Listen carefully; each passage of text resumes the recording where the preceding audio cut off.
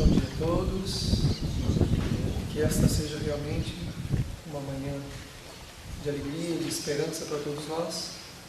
Neste nosso momento de reflexão, de meditação, o Espírito em Foco, onde continuamos o trabalho de reflexão da obra Autodescobrimento, uma busca interior do Espírito Joana de Ângeles, retratando a psicologia transpessoal, que é a psicologia que envolve nossa relação conosco mesmo, com o nosso semelhante, com a vida que nos circunda. Dando sequência à reflexão da obra, estamos falando ainda sobre a insatisfação no campo das viciações mentais. Por que viciação mental? Porque a insatisfação ela é um processo consciente, ou seja, o espírito vivencia na sua realidade mental a questão da insatisfação, avaliando a sua vida, avaliando as situações que experimenta. Ele autodeprecia-se e, por falta da coragem real para os enfrentamentos, então acredita-se vitimado por um destino, por uma má sorte que o leva a experimentar aqueles dissabores que ele está experimentando.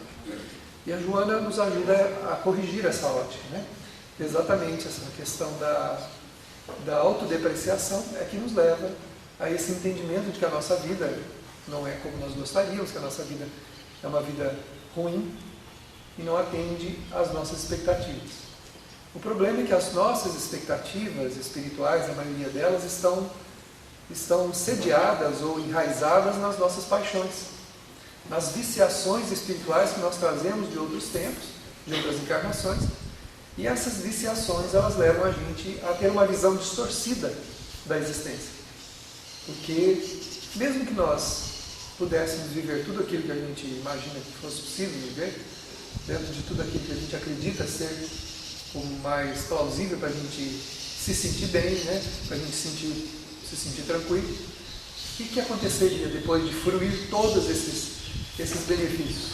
Nós voltaríamos ao tédio anterior do mesmo jeito. Porque o problema não está na falta dessa ou daquela vivência que nós gostaríamos de ter. O problema está nos sentimentos que nós possuímos. Porque a nossa vida está enraizada nos nossos sentimentos. É sobre eles que toda a construção da nossa existência se faz, sobre os nossos sentimentos. Se eles não forem nobres ou não forem bons, não importa o que esteja acontecendo conosco, embora experimentemos uma satisfação momentânea, imediata, por termos alguma vontade nossa tendo sido atendida, não significa que a partir daí continuaremos em paz, continuaremos felizes. Geralmente, sentimos já a apatia e mal-estar logo em seguida a ter fruído aquela experiência que nós gostaríamos. Em seguida, nós já sentimos já essa apatia. Porque o que nos dá essa tranquilidade, o que nos dá essa serenidade de alma, o que nos dá essa leveza espiritual, é o sentimento, é a nobreza no sentimento, a grandeza de alma, que faz com que a gente se molde, adeque-se à vida com tranquilidade, aproveitando a experiência, seja ela qual for, como um desafio de crescimento, e não como alguma coisa que tende a nos humilhar ou fazer com que a gente sofra diante daquilo que a gente não gostaria de estar vivendo. Porque nós acreditamos que a vida é obra do acaso, A gente acha que nós estamos aqui na existência, as coisas vão acontecendo, um fato após o outro, como se fosse o acaso. Então, a gente já se vê, vitimado por uma má sorte. Bom, eu não tive sorte, A gente fala assim, não tive sorte na vida não, desde que eu nasci as coisas deram sempre tudo errado. Não é verdade, porque o fato de já ter nascido é porque alguma coisa deu certo. Se tivesse dado tudo errado, eu não teria nem nascido. Porque vir para a Terra é uma experiência profundamente enriquecedora para o espírito. É de uma grandeza inestimável. Poder reencarnar é de uma grandeza incompreensível para as nossas realidades ainda limitadas. Só o fato de a gente ter conseguido nascer já é uma grande vitória. Tudo deu certo. Não tudo deu errado. Tudo deu certo. Agora, as experiências que nós enfrentaríamos aqui, as pessoas com quem nós conviveríamos, e as dificuldades e os desafios que nós enfrentaríamos estavam planificados. Claro que não nos seus detalhes, Porque as pessoas têm livre-arbítrio e nós também temos nossas escolhas. Mas a espinha dorsal da nossa vida, ela não é obra do acaso. Nós sabemos quem somos, sabemos o que trazemos, embora não nos recordemos disso. Então, sabendo disso, o que a gente fez? Nós fizemos uma planificação que iria atender a nossa necessidade, porque se nós pedíssemos uma vida diferente da vida que a gente tem, essa vida não nos serviria para nada, ou pouco serviria, porque ela não nos ajudaria a desenvolver os sentimentos que nós precisamos e nem resolver as problemáticas que nós trazemos amontoadas já de várias vidas pedindo solução. Há coisas que a gente vem adiando há muito tempo para resolver. E tem coisas, meus irmãos, que só um grande enfrentamento pode liberar o espírito daquela mágoa, daquela dor, daquele sofrimento que ele vem trazendo a várias vidas. E isso, quando a gente lê as obras, principalmente a obra de André Luiz, nós vamos perceber que os espíritos chegam um momento em que eles pedem para resolver situações que ficaram sendo proteladas ou que ficaram aguardando o tempo propício para serem resolvidas. Enquanto a gente não se der conta disso, nós vamos então olhar para a nossa vida com um olhar pessimista, entendendo desafios como desarranjos, como coisas ruins que estão nos tirando a paz. Na verdade, esses desafios estão devolvendo a nossa paz, porque estão resolvendo os problemas que nós criamos. Alguém que tem uma dívida, uma grande soma, e precisa pagar essa dívida, que não consegue dormir à noite, né? Pelo menos quem tem consciência, né? Tem aqueles que dormem tranquilamente, que estão anestesiados, falam, bom, quem tem que receber de mim, o problema é dele, né? Tem gente que tem esse pensamento, né? Mas se a gente tiver um pensamento razoável em relação à dignidade pessoal, nós vamos fazer o quê? A gente quer pagar aquela conta, quer pagar aquela dívida. Então a pessoa não dorme, ela fica aflita. E na iminência de fazer um grande esforço em pagar a dívida, ele fala, eu faço. Para me ver livre desse sufoco, desse sofrimento, dessa amargura, eu aceito essa experiência para poder resgatar o meu débito. E quando a gente faz isso, o que acontece depois? Ficamos aliviados. E aí a gente fala, agora eu posso recomeçar tranquilo. Agora eu posso andar por aí de cabeça erguida, eu posso fazer isso, posso fazer aquilo. Coisa que antes, mesmo que ninguém nos pedisse nada, a gente fica constrangido diante das pessoas, diante das coisas, né? A gente fica nesse constrangimento muito grande. Então, nós vemos a Terra nessa condição de espíritos que tomaram ciência da sua necessidade, reencarnaram com uma planificação para a resolução desses problemas. Agora, com quem nós teremos que contar nessa caminhada? Em primeiro lugar, com quem? Conosco mesmo. Em primeiro lugar, temos que contar conosco mesmo. Não temos com quem contar em primeiro plano, porque são os nossos sentimentos que vão ser colocados em exercício. É a nossa realidade emocional que será colocada em teste. É a nossa intimidade que vai fazer o enfrentamento, por mais que alguém nos ajude, por mais que nós tenhamos amores ao nosso lado, que façam as nossas vontades, que indiquem os caminhos, que praticamente deem tudo na nossa mão. Nós temos que fazer. Não há outra alternativa. Somos nós que temos que fazer esse enfrentamento. Então, em primeiro lugar, contamos conosco mesmo. Agora, nós não temos a estrutura devida, né, própria para esses enfrentamentos, mas teremos que enfrentar mesmo assim. São desafios. Desafios que vão pedindo de nós um esforço muito grande. Uma participação e não uma fuga, que é a insatisfação. A insatisfação é uma fuga, é um desejo da gente se evadir, né, sair dos campos de enfrentamentos e encontrar talvez uma solução mágica. Nós podemos exteriormente até encontrar. Se eu venho com uma experiência familiar de ter um filho complicado, vamos supor aí uma condição assim, em que eu tenho que educar esse filho vai me trazer grandes dificuldades, porque é um espírito rebelde, que traz lá seus grandes problemas também. Se eu transferir a educação desse filho para uma outra pessoa, eu posso fazer? Posso até fazer. Posso entregá-lo para que alguém cuide, para que outra pessoa... Mas o meu problema terá ficado resolvido? Não. Porque a minha experiência com ele vai ficar adiada. Agora, eu posso pedir ajuda, outros poderão me auxiliar, mas o enfrentamento é meu. A experiência emocional é minha. Porque existe aí um componente espiritual que precisa ser considerado, que é a minha relação com aquele espírito. E isso é intransferível. Não se transfere responsabilidade existencial para cá ou para lá, né? Então, a gente está sempre tentando, né? Quando nós temos uma crise de insatisfação, nós estamos querendo dizer o quê? Ó, Senhor, dá um jeito aí, resolve minha vida para mim, né? E algumas religiões até pregam isso, né? Basta que você se converta, basta que você acredite, basta que você faça que as coisas resolvem. Não, tranquilo, Deus resolve tudo para você, resolve.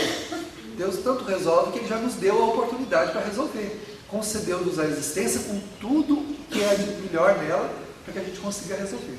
Agora, é claro que nós não podemos responder pelo sentimento do outro, por mais que você faça, por mais que você se dedique, por mais amor que você dê. Nós trazemos complicações emocionais para esses espíritos. É provável que alguma coisa não saia como nós gostaríamos, porque depende dele também. Mas a nossa parte, contando conosco mesmo, nós precisamos fazer, que é o enfrentamento, é a dedicação e, se possível, não desistir dela. Que é isso que vai nos dar o quê? Novamente, resistência moral para esse crescimento que nós temos que fazer. Uma etapa vencida na existência de um espírito traz uma grandeza de alma incomensurável e uma força muito grande para outros enfrentamentos maiores, de maneira que aqueles enfrentados anteriormente passam a ser então enfrentamentos simples, sem grandes complicações. Então a Joana vai nos esclarecendo, né, que a autodepreciação é fator preponderante para a infelicidade pessoal. Então é quando a gente, diante dos enfrentamentos, fala: está vendo? Olha, eu sou uma porcaria mesmo, nada dá certo para mim, a vida para todo mundo dá tudo certo, para mim dá tudo errado. É um erro de ótica, é um erro de ótica profundamente distorcido mesmo, é uma visão distorcida profunda da visão, não é isso não, né? A autodepreciação faz com que o espírito olhe para si de uma maneira negativa, e isso fundamenta o quê? A infelicidade. Fundamenta a infelicidade, porque nós teremos que contar conosco mesmo nessa caminhada, em primeiro plano, claro. Somos auxiliados por uma infinidade de recursos, pessoas, espíritos, por Deus, mas, em primeiro lugar, temos que contar conosco, com o nosso esforço.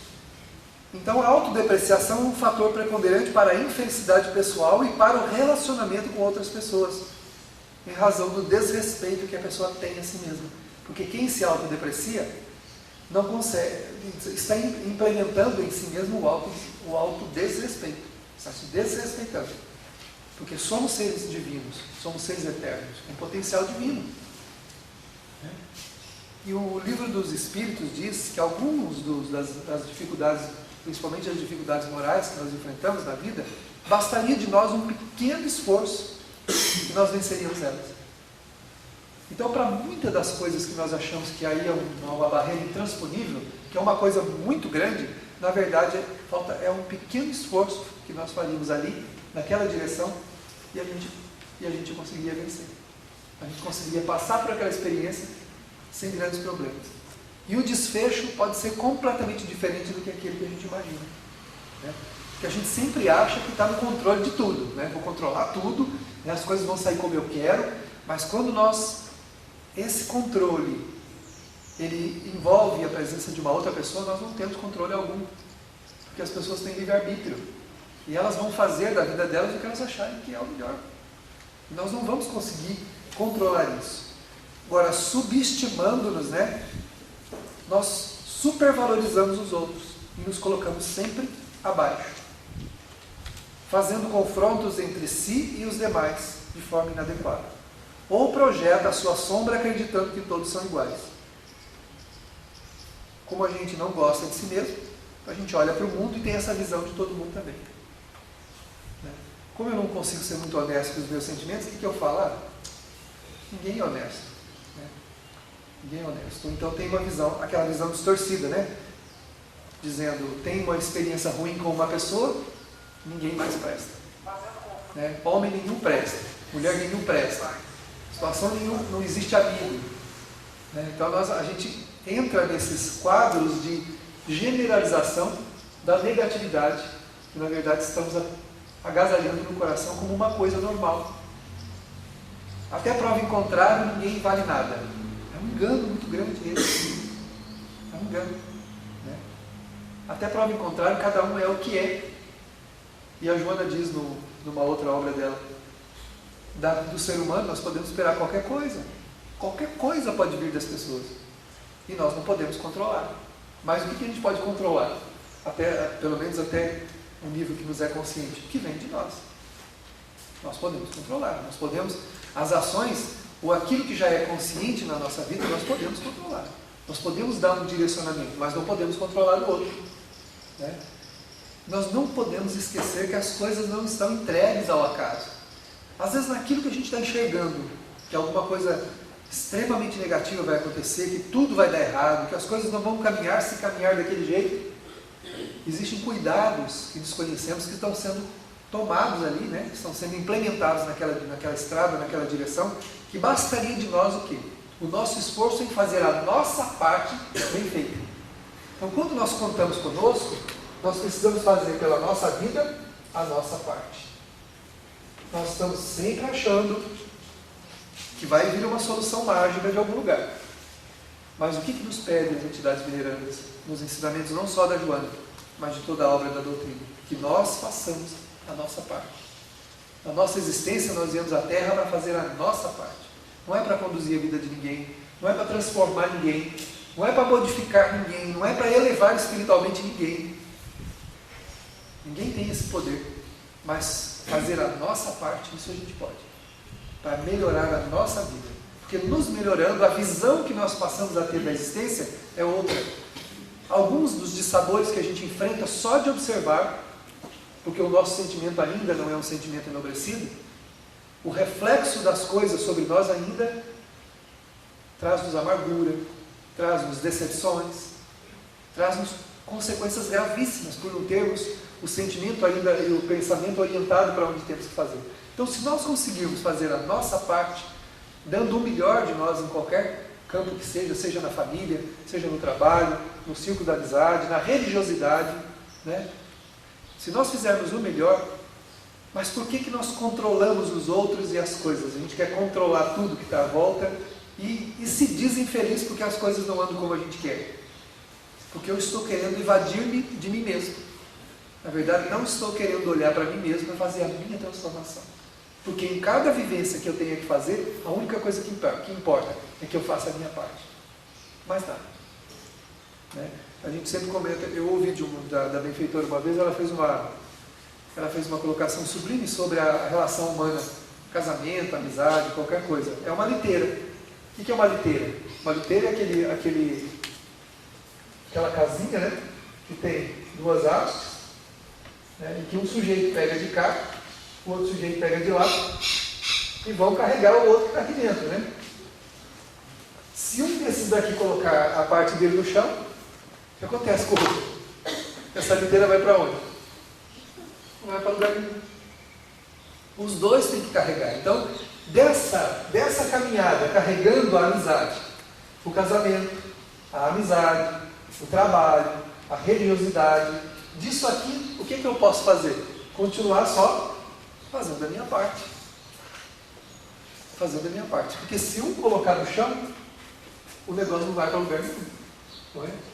Se alguém colocar, se um pegar os varais e soltar lá no chão, o outro não consegue levar isso para lugar nenhum. Pode até tentar arrastar isso por um tempo, como muitas vezes a gente tenta, né? Arrastar as coisas. Né? E aí a gente entra na contramão da lógica, alterando as programações que a gente tem, tentando fazer malabarismo para fazer as coisas darem certo.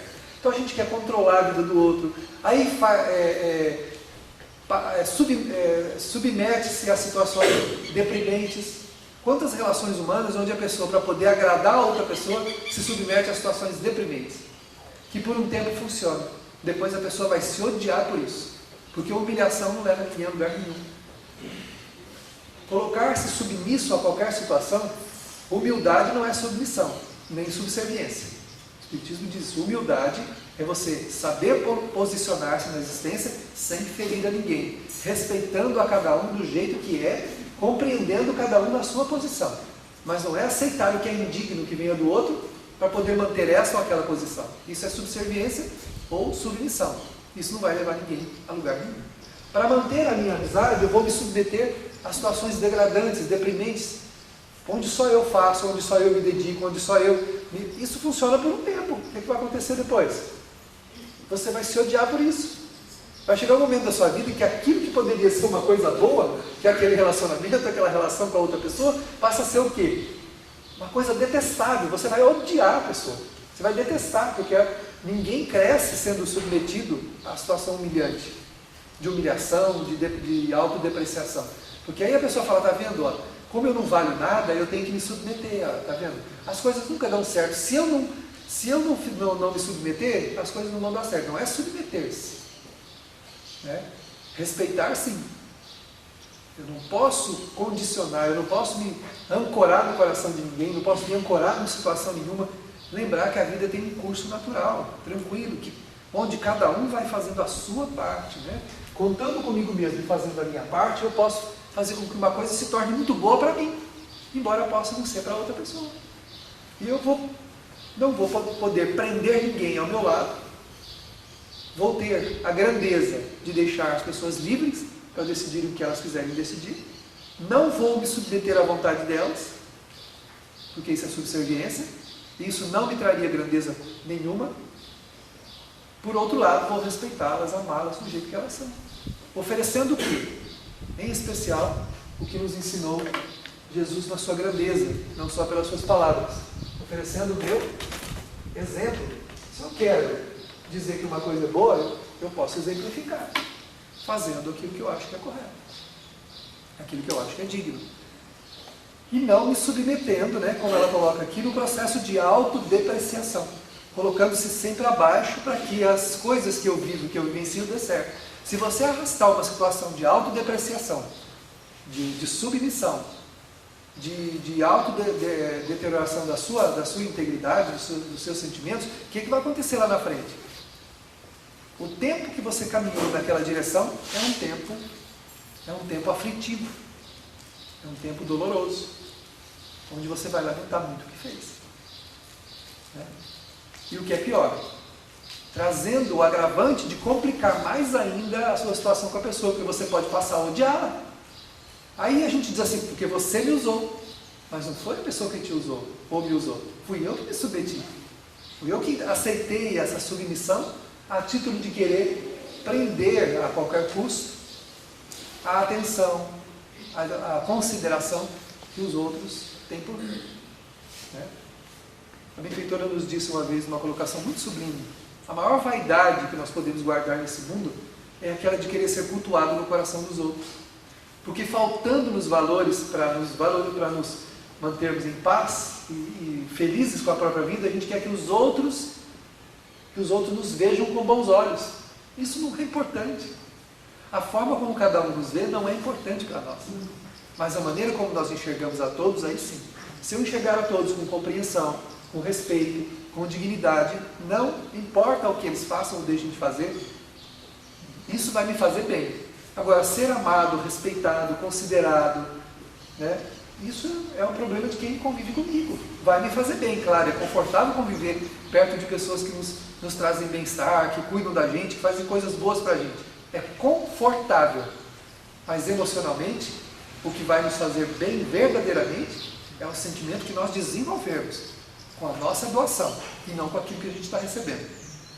Na oração atribuída a Francisco de Assis, ele fala, é dando que se recebe, é perdoando que se é perdoado, compreendendo que se é compreendido. Então, quando eu faço, eu cresço, eu me engrandeço. Quando eu recebo, é apenas um estado de conforto momentâneo, imediato, que me dá tranquilidade para caminhar na existência. Que bom que Deus, na sua bondade, colocou pessoas amáveis ao nosso lado. Colocou também aqueles com quem a gente tem problema. Nós temos que resolver. Então nós vamos encontrar problemas nessa caminhada. Mas colocou muita coisa para nos ajudar. Pessoas que nos amam verdadeiramente, que gostam da gente, que tornam essa caminhada mais fácil. Mas são as minhas decisões, são as minhas lutas, é a minha parte que vai me dar a serenidade que eu estou procurando. Eu já vi gente reclamar em entrevistas que sempre teve uma vida atribulada. E aí a espiritualidade pergunta, e o que há de especial nisso? Em ter tido uma vida atribulada? O que é que tem de especial? Em que a gente é diferente da humanidade inteira porque tem uma vida atribulada?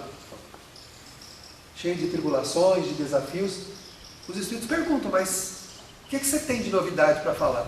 A gente não pode reproduzir tudo que eles falam. Se pudesse, na hora da entrevista, teria que perguntar para a pessoa, mas conta uma novidade. Diz uma coisa diferente. Você tem uma vida atribulada? Mas a humanidade inteira tem. Nenhum espírito está aqui na Terra em condição diferenciada do outro. Todos trazemos dramas. Somos almas imperfeitas. Temos comprometimentos. Comprometimentos que nós criamos nas relações passadas com as pessoas. E onde nós vamos encontrar essas pessoas? Na atual reencarnação. Aqueles que a gente desrespeitou, aqueles que a gente foi desonesto, aqueles que a gente mentiu, traiu, aqueles que nos amaram e a gente pouca coisa deu, que hoje nos cobram. É aquela pessoa que você faz tudo por ela e nunca está bom. Não é? Não tem gente assim? E como tem? Muita gente, às vezes em família, filhos, marido, esposa, irmãos, amigos. Você vira do avesso e a pessoa fala, nossa, você não faz nada por mim, hein? Eu já vi um menino que a gente percebe que o filho e a mãe são comparsas. Você percebe claramente quando é, porque a mãe dá um jeito de desculpar tudo que ele faz, de dar um jeito em todas as situações dele, ela está sempre ajeitando. E ele virar para ela e falar assim, mãe, você não faz nada por mim, hein?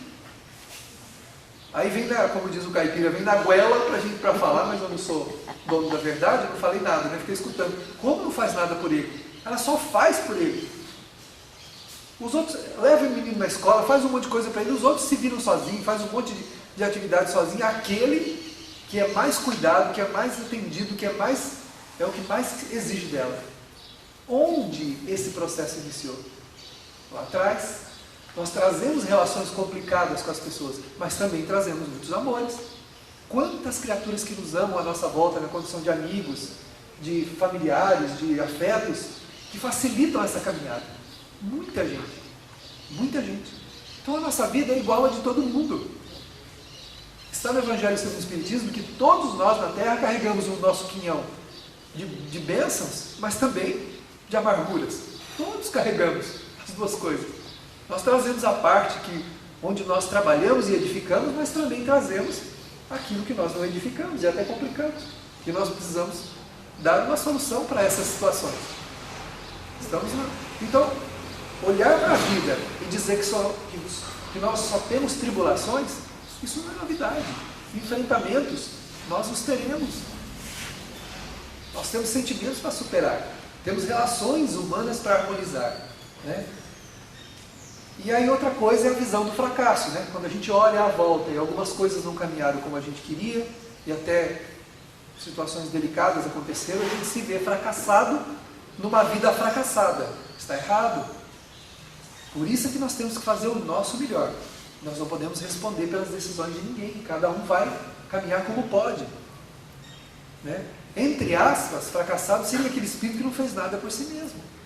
Que não se mexeu, que não se moveu, que não trabalhou, que não cuidou, que não fez nada. Né? Me recordo de uma colocação da benfeitora, consolando uma mãezinha que estava ali no salão, um dia que nós estávamos ali, na hora da sopa, o filho desacatou a mãe, foi embora e ela, né, sem nem um dentinho na boca, coitada. Já com o tempo passando, né, a cabecinha branca, o rostinho já sulcado aí pelo tempo, né, ela, numa situação, ela disse assim, eu acho que eu fui ela disse assim, eu acho que eu não ensinei nada para esse menino. Mas desde que ele nasceu, a única coisa que eu faço é cuidar dele, é tentar colocar ele num bom caminho. E agora ele está aí, envolvido com más companhias, e ele me desacata, fala essas coisas. Eu devo ser uma péssima mãe. A benfeitora, em socorro ao sentimento dela, disse, não, minha filha. Por pior que seja a visão que uma mãe tenha da educação do seu filho, cada um dá o que tem. Cada um dá o que pode. Eu tenho certeza que ela fez o melhor. O melhor que ela podia. O melhor que ela entendia. E ele merecia uma outra mãe, uma outra vida. Se merecesse, teria nascido em outro lugar. Ele tinha comprometimentos com ela e ela com ele também. Né? Eu vejo muita gente quando perde um familiar, né, entre aspas, né, ninguém perde ninguém, mas a gente perde de vista, né? Ou seja, a pessoa desencarna, você perde ela de vista. Então o espírito vai para o outro lado e a pessoa lamenta, fala, eu podia ter feito isso, eu podia ter feito aquilo, eu podia ter dado mais coisa.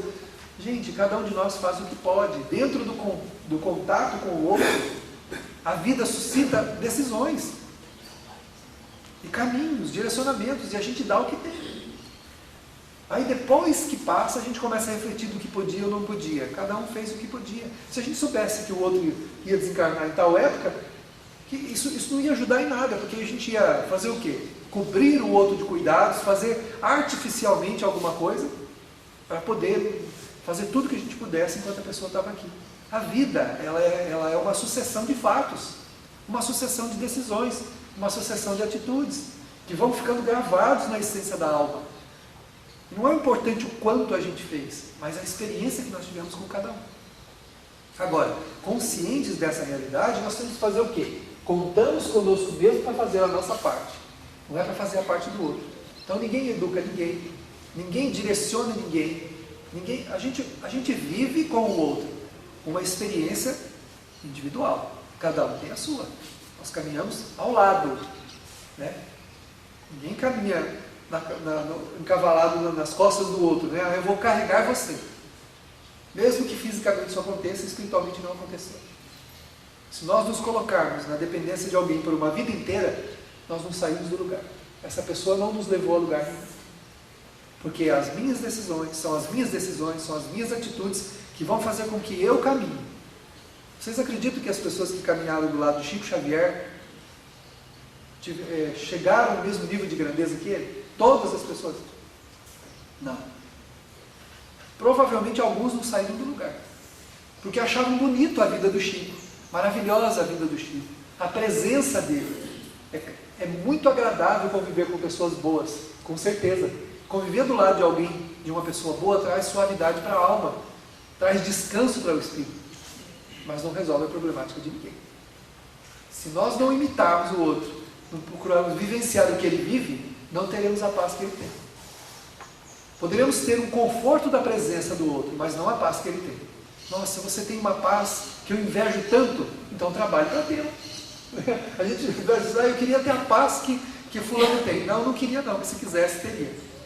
Né? Então eu tenho que trabalhar para ter aquela paz. Eu tenho que trabalhar para ter aquele conforto espiritual que eu entendo que a outra pessoa tem. O fato de caminhar do lado, ou junto, agarrado, em cima, não vai mudar, não vai fazer nada. A mãe carrega o filho 9 meses no ventre. Depois mais um bom tempo no colo. Né? Um bom tempo no colo. Depois eles são pequenininhos, anda, já corre para lá, colo, ainda quer colo. Né? Depois grande quer colo de novo. Não tem jeito, a vida inteira, né? É colo. Vai lá no colo da mamãe, no colo do papai. Mas esse amparo na caminhada, ele não acrescenta nada para o espírito. Eu tenho que aproveitar todo esse carinho, todo esse amor, toda essa proteção e fazer a minha parte, né? Fazer a nossa parte. É a única coisa que vai nos dar aquela serenidade que a gente enxerga em quem tem. Aquela serenidade, aquela tranquilidade, né? Aquela sensação do dever cumprido, de que a gente fez tudo o que podia. Não fez nada de especial, nem nada grandioso, mas fez tudo o que podia. É isso que os espíritos venerados ensinam para a gente, que o espiritismo ensina. A gente não tem que nessa vida ser o melhor, mas fazer o melhor que a gente puder, naquilo que a gente estiver fazendo. Não cultivar remorsos. Né?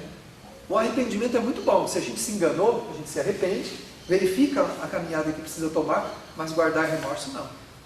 Ficar remoendo as coisas, né? A própria palavra diz remoendo, guardando aquilo, ruminando, né? No sentido bem figurado mesmo, né? Ficar ruminando aquilo como se fosse uma coisa que a gente tem que ficar sofrendo com aquilo. Não. Os fatos precisam ficar para trás. As páginas da vida precisam ser viradas. Eu tenho que escrever uma nova página. Vira. Em 1932 as coisas não deram muito certo. Pois é, mas nós estamos em 2015, terminando já. Eu estou preso em 1932. Gente, quantos anos se passaram em 1932? Aí tem um problema. Como é que eu vou virar todas essas páginas de 1932 até 2015 agora de uma vez só? Não viro. Porque as páginas precisam ser e sendo viradas. Né? A história não foi boa, vou escrever uma outra melhor. Avalio a minha caminhada e vou escrever uma outra melhor. A autodepreciação não vai me levar a nada, nem com relação aos meus atos e nem em relação à minha própria vida, dizendo que eu nasci sob uma má sorte, que a sorte não está comigo, que as coisas não dão certo. Essa visão é uma visão de autodepreciação. Muito própria, segundo os Espíritos, não sou eu que estou falando, de quem não quer fazer nada por si mesmo, de quem não quer mudar a própria vida. Então é mais fácil eu transferir para as coisas, para a vida, para Deus, para alguma coisa, a responsabilidade do que está me acontecendo. Sendo que tudo o que eu estou vivendo é o que eu escrevi para mim mesmo até hoje. Eu escrevi esse roteiro que agora eu estou seguindo. Então, nesse caso da autodepreciação, o critério é de que jeito? E a avaliação? Distorcida. Completamente distorcida. E aí, o que acontece conosco, né, quando a gente avalia as coisas e percebe que não vão indo muito bem, eu tenho que fazer alguma coisa. Quando tal ocorre, pensa-se em viajar, mudar de trabalho, acabar com o casamento, ou casar-se, né, conforme o caso, variar os relacionamentos sociais. Então a gente começa a tomar providência fora, né? Bom, acho que se eu acabar com esse casamento meu aqui, eu vou arrumar um casamento melhor, né? Ah, minha vida não está dando, acho que eu preciso casar, né? Como eu falei para vocês, uma história que eu contei, uma moça, que é amiga minha, que viveu 5 anos atrás de um rapaz querendo casar com ele a qualquer custo. No fim ele se cansou e casou com ela. Aceitou o casamento. Sumiram. 5 anos depois aparece a Jales com uma menininha, com um menininho, acho que é uma menininha pequenininho, dizendo assim, casei com o diabo. Como assim? Você ficou 5 anos atrás do rapaz, agora casou com o diabo? Casei com o diabo. Pelo amor de Deus, ele quase acabou com a minha vida. Quase me destruiu. Pois é, minha filha, você achou que a solução para a sua vida era casar? Como ele fala aqui, um quer acabar com o casamento, o outro quer casar, para achar a solução. E aí, encana, né? Encana com alguém, tem que ser. Sabe, o Ivan de Albuquerque, o espírito Ivan de Albuquerque, ele diz assim, quando a vida está te mostrando antes, é porque está te dando o direito de escolher. Todo mundo está vendo que a figura não é boa, que as coisas não, né?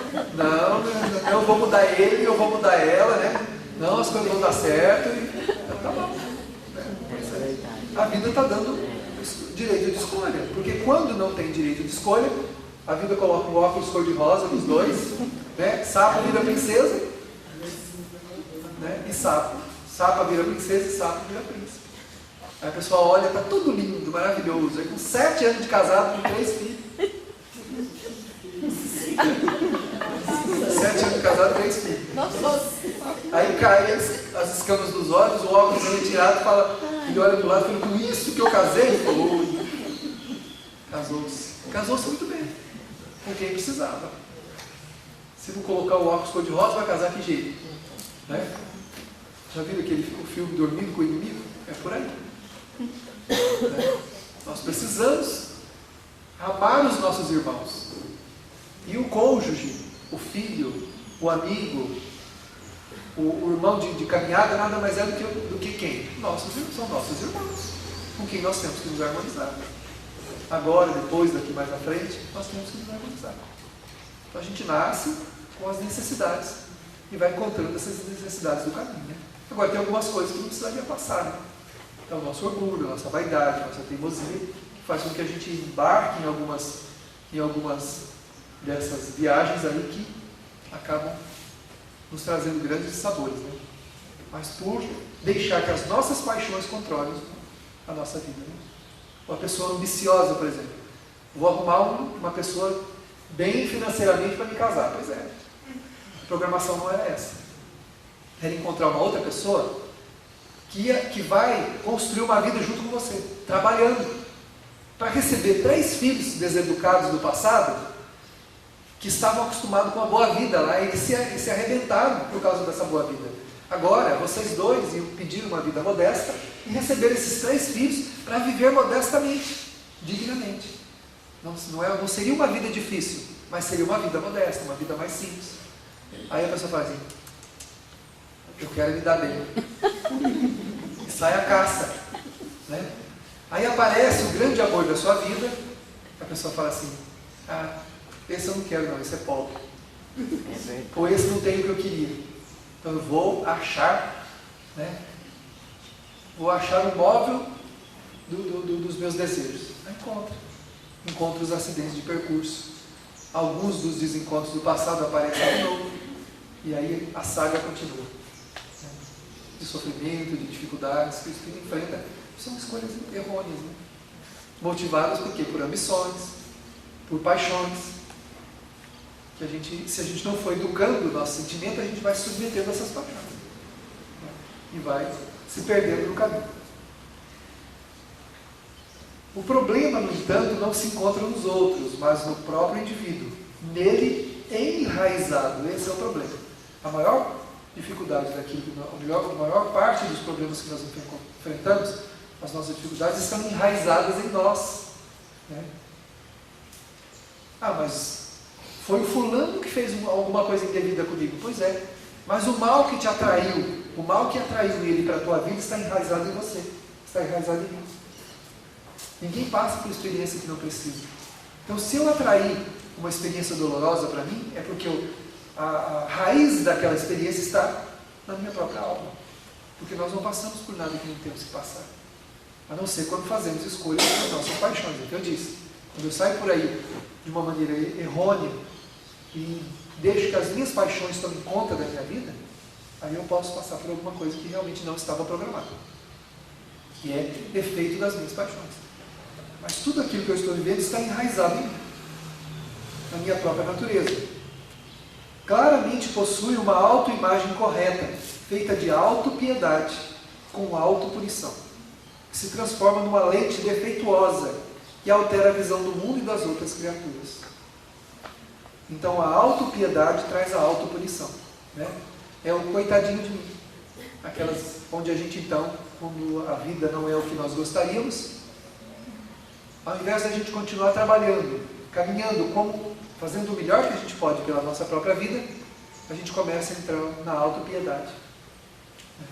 E a autopiedade é o posicionamento da vítima, né? Há poucos dias agora eu vi um amigo dizer isso. Estou cansado da minha vida.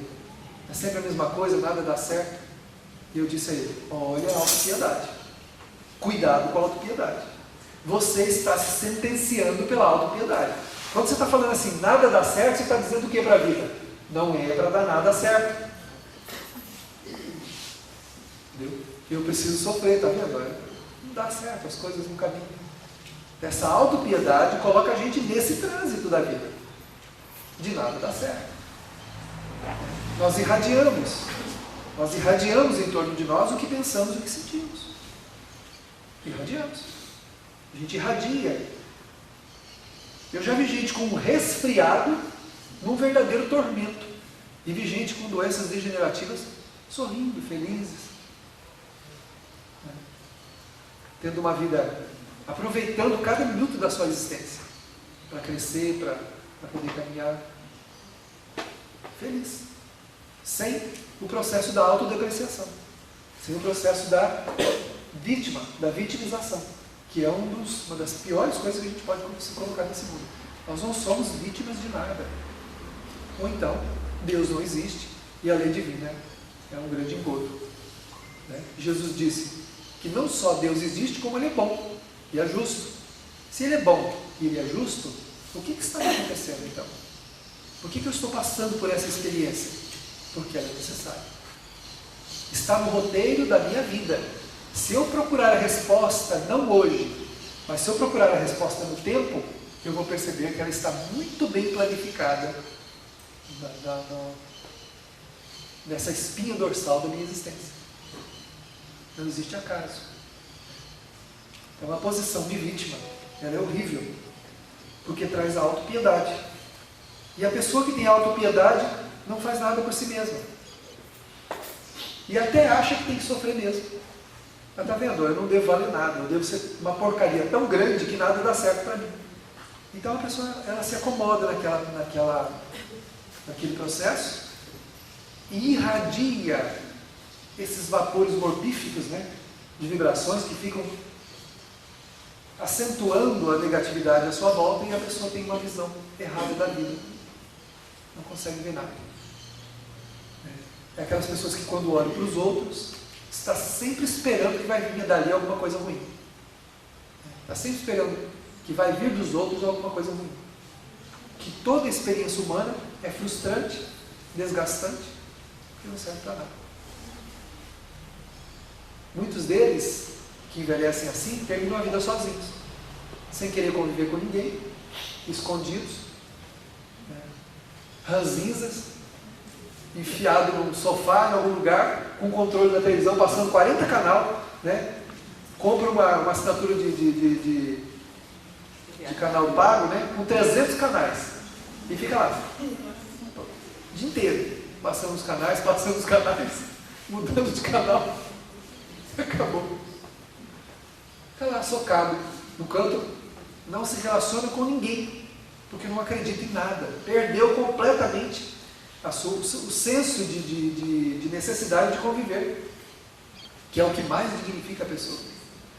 Se nós pegarmos as pessoas boas da humanidade, eles envelheceram servindo o semelhante, trabalhando no bem e adquirindo olhos cada vez mais aguçados, perceptivos, não para ver a negatividade de ninguém, mas para ver o que há de bom nas pessoas, ou ver as suas necessidades para fazer alguma coisa.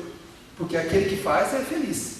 Aquele que só quer receber, ele vai entrando num processo de enclausuramento, né? Como alguém que se internasse numa clausura, e vai se recusando a ver o sol, e não vai vendo mais nada. Vai se internando numa vida reclusa, numa vida escondida, numa vida onde ele não tem contato com ninguém.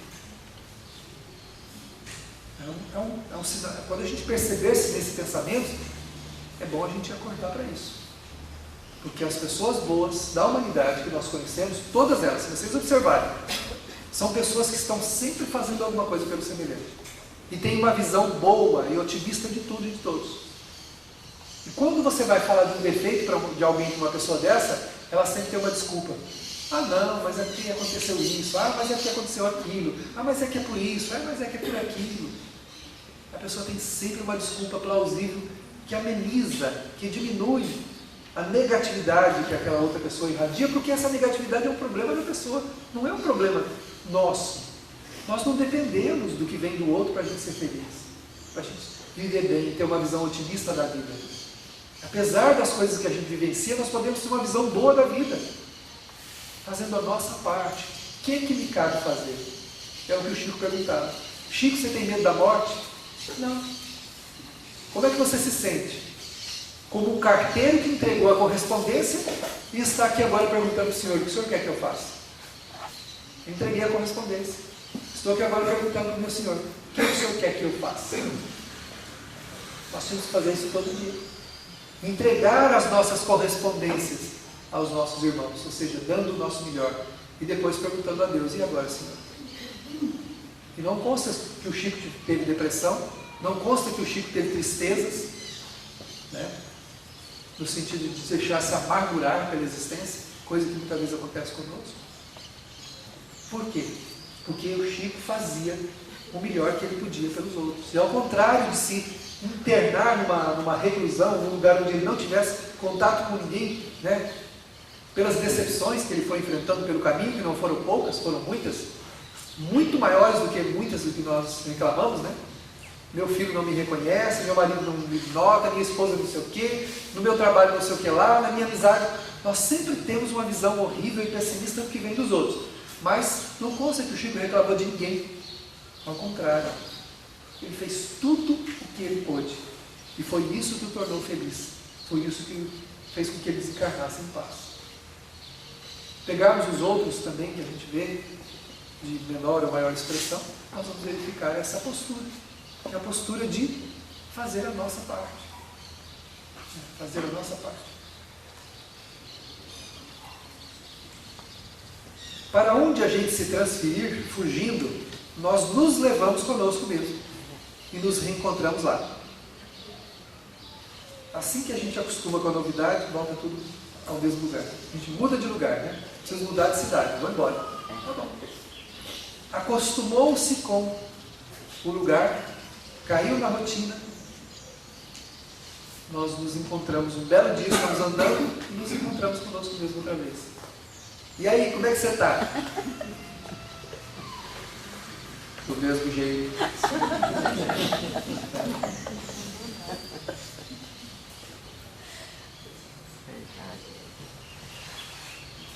Tem uma no trabalho, nos trabalhos mesmo, de todo mundo, deve ter sempre pessoas engraçadas, ou situações engraçadas.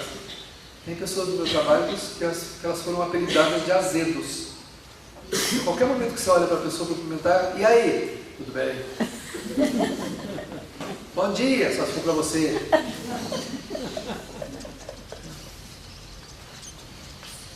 Vai perguntar alguma coisa, o que você quer? Já desarma na hora. Desarma, né? Tem jeito, não tem acordo. Né? Então não há o que fazer. Se nós adotamos um posicionamento desse de vida, o que é que nós vamos criando para a nossa própria existência? E Deus não tem pena não, viu? A gente faz isso aí se rebelando, né? Eu vou ser bem ruim para Deus perceber que a minha vida é uma porcaria, que Ele sabe que faz uma coisa por mim. Olha, se tem uma coisa que Deus não tem de nós, é dó. Deus não tem dó de ninguém. Ele tem uma coisa muito melhor que isso, chamado amor. E por amor, Ele permite que nós passemos pelas experiências que a gente passa. Ele permite. Deus não castiga ninguém. Deus não deu essa vida que a gente tem para ninguém, nenhum de nós. Ah, Deus me deu essa vida, né? Fazer o quê? Vou fazer a vontade dele, né? Engano seu. Essa vida que você tem, Deus nos criou. Mas a existência que nós estamos vivenciando não foi Ele que deu, não. Foi escolhida por nós. Ela foi planificada, está lá no livro dos Espíritos. Vós mesmos escolhestes o gênero de prova que deveis enfrentar. Vós mesmos. No Evangelho segundo o Espiritismo também. As tribulações da vida só são impostas para os espíritos muito endurecidos ou muito ignorantes. Mas são aceitas e escolhidas pelos espíritos arrependidos, que querem reparar o mal e fazer o bem. Nós estamos em qual? Na segunda conceituação. Porque não somos espíritos ignorantes. Todos nós que estamos aqui, e grande parte da humanidade, sabemos muito bem o que fazemos. Nós não somos os primeiros casos, dos tão ignorantes assim que não sabem nem para onde anda. Não é assim. Nós sabemos.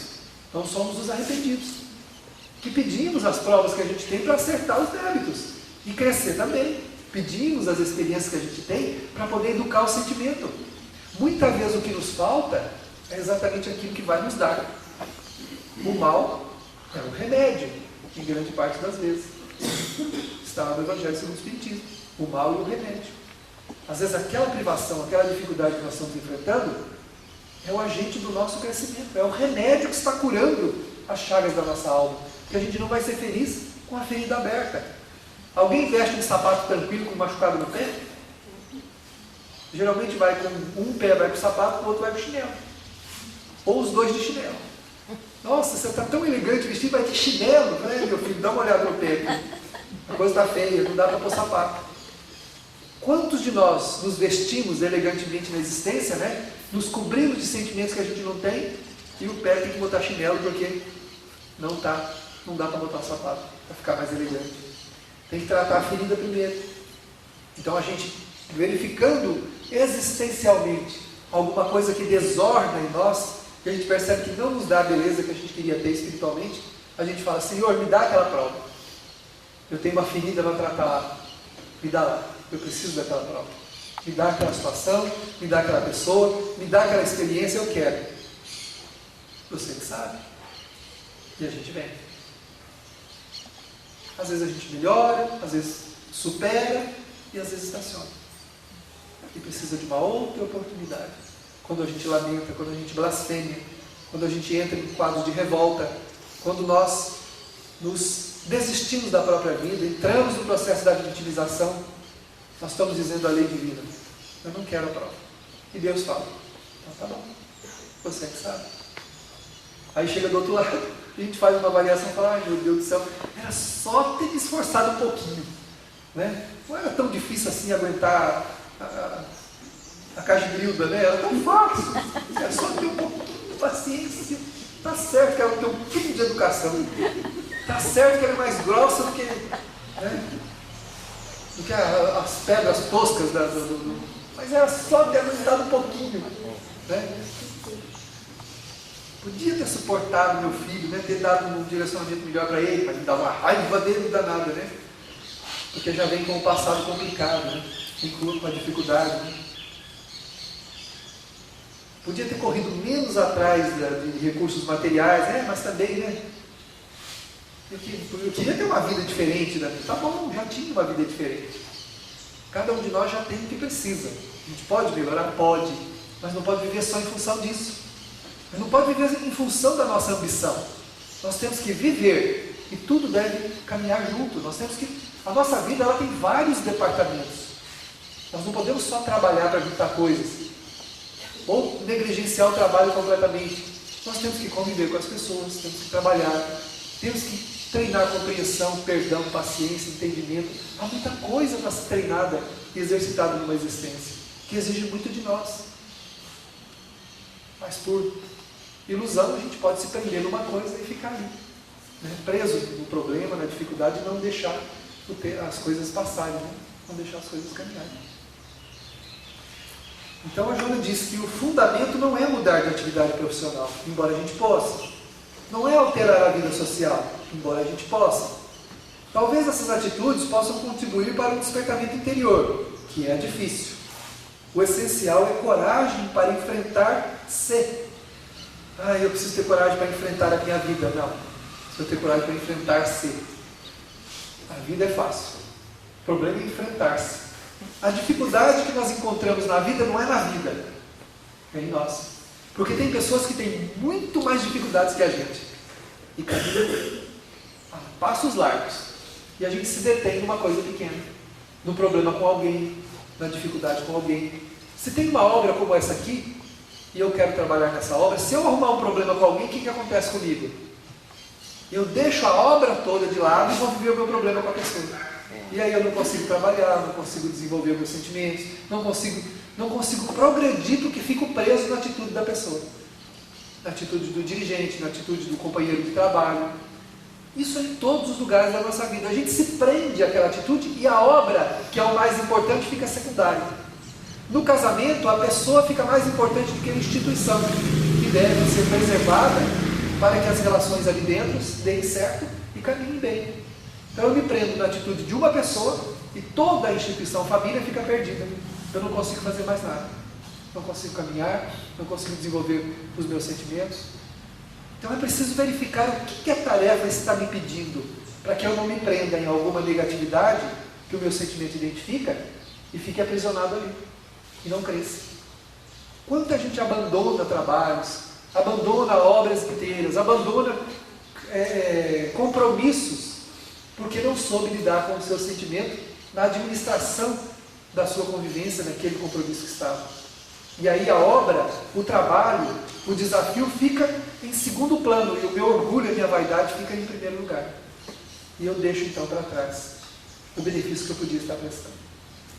Será que não vale a pena eu desculpar, perdoar, compreender, deixar para lá uma situaçãozinha que acontece, para que eu possa realizar o trabalho que é mais importante do que isso? Dá para fazer. Dá sim. Ouvi alguma coisa que eu não gostaria de ter ouvido? Deixa para lá. O Evangelho segundo o Espiritismo diz que a gente precisa aprender a compreender as bocas que estão acostumadas a escarnecer, a dizer coisas que não deve. Tem pessoa que está acostumada, ela se habituou a falar o que não deve, ela se habituou àquele comportamento negativo da sua conduta, e não somos nós que vamos mudar ela. E se nós paralisarmos a nossa vida, deixarmos de trabalhar, fugirmos da nossa experiência por causa dele, o que vai acontecer conosco? Nós não vamos conseguir usar isso do outro lado como desculpa para dizer que a gente não caminhou. Ah, mas eu não fiz porque o fulano. Eu não quero saber, eu quero saber por que você não fez. Aí a gente vai, de tanto olhar para si mesmo, vai chegar à conclusão assim: eu não fiz porque eu sou orgulhoso. Eu não fiz porque o meu orgulho não deixou. Eu não fiz porque a minha vaidade não me permitiu. Eu não fiz porque a minha presunção de me achar melhor que os outros não me permitiu fazer. Então aí é a hora que nós entramos no processo da frustração, né? Frustrados, como ela diz assim, a gente não vai conseguir caminhar porque o problema não é enfrentar os outros, não é enfrentar os problemas, é enfrentar-se, é lidar com quem se é. Esse é o mais difícil. Por isso é que nós temos que melhorar esse ser que somos, para que as coisas elas não vão perder a intensidade, o poder que elas têm sobre nós, principalmente o poder transformador, de nos moldar, de nos modificar. Mas somos nós que, mais fortes, conseguiremos fazer esses enfrentamentos com mais dignidade. Asseverou Jesus: Ouça aqueles que têm ouvido de ouvir e vejam aqueles que têm olhos de ver. Enxergar as coisas além das aparências é uma capacidade que nós iremos desenvolver com muito esforço e muita dedicação a si mesmo e aos seus sentimentos. Há uma luz nesta caminhada, e esta luz é a presença de Cristo, onde devemos, com todo esmero e dedicação, buscar focar a nossa atenção. Que o meio do Senhor, na sua bondade, nos permita ver o caminho de felicidade onde nos encontramos. É preciso ouvir na acústica da alma o convite. Se você está aflito e sobrecarregado, vinde a mim e eu te aliviarei. O alívio que o Senhor oferece não é retirar dos nossos ombros os nossos desafios, mas é entendermos a sua proposta transformadora de perdão, de paciência, de consideração, de esperança, de abnegação. Quando assim procedemos, nos fortalecemos frente às lutas, e elas que eram gigantescas se transformam em pálidos compromissos que podem ser tranquilamente atendidos um após o outro, na medida que somos desafiados. Que não nos iludamos, teremos desafios deste mundo. Jesus asseverou: no mundo tereis aflições. A terra é um mundo de provas e expiações, mas ela não o é por característica própria, mas pela nossa característica. Somos nós que imprimimos neste mundo a condição de expiação e provas. Este mundo que aguarda os nossos esforços para outra e mais nobre classificação espiritual. Que o Senhor nos abençoe nesta manhã feliz, trazendo-nos a oportunidade do autoencontro, de verificarmos em nós quais sentimentos necessitam mais da nossa atenção. Devemos tomá-los um a um, e dando um direcionamento nobre e elevado, conseguiremos sentir a vida com muito mais suavidade e paz. A prática do bem, do amor, da caridade é modeladora. Aceitemo-las como agentes colaboradores de nossa edificação espiritual. Quem auxilia os outros, auxilia em primeiro plano a si mesmo, enobrecendo-se, e na nobreza a felicidade se estabelece. Que o Senhor esteja conosco, agora e sempre, graças a Deus.